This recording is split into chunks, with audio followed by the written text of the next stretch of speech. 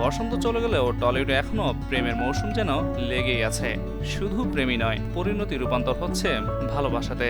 প্রেমিক দেবমাল্য চক্রবর্তীর সঙ্গে বিয়ের পিঁড়িতে বসতে চলেছেন টলিউডের জনপ্রিয় মুখ অভিনেত্রী মধুমিতা সরকার। নিজের সামাজিক যোগাযোগ মাধ্যমে এই সুখবর তিনি নিজেই দিয়েছেন। প্রেমিক দেবমাল্যর সঙ্গে ছবি ভাগ করে মধুমিতা লিখেছেন, এবছরের ডিসেম্বর বা আগামী বছর আমরা বিয়ের পরিকল্পনা করছি।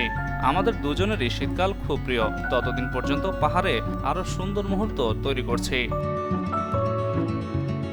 অভিনেত্রী আরও লেখেন, 2019 সালে আমাদের প্রথম দেখা হয়েছিল, কিন্তু কোনোভাবে যোগাযোগ থাকেনি সে সময়। এরপর কয়েক মাস আগে আবারও কথাবার্তা শুরু হয়। বন্ধুত্বটা দিয়েই সম্পর্কের শুরু হয়েছিল, এরপর বাকিটা ইতিহাস। বিয়ের খুঁটিনাটি নিয়ে মধুমিতা বলেন, ছোটবেলার বন্ধুত্ব থেকে বহু বছর পর যোগাযোগ, তারপর প্রেম, তবে অবশেষে একসঙ্গে থাকার সিদ্ধান্ত নিয়েছি। বিয়ের তোড়জোড়ও চলছে। পাহাড় আমাদের দুজনেরই প্রিয়, তাই এখন ঘুরতে চাই আরও বেশি। পাশাপাশি যাবতীয় কাজও সেরে নিচ্ছি, কারণ এরপর বিয়ের প্রস্তুতি শুরু হবে। প্রসঙ্গত, দেবমাল্যর সঙ্গে প্রেম কোনোদিনও লুকিয়ে রাখতে পারেননি মধুমিতা।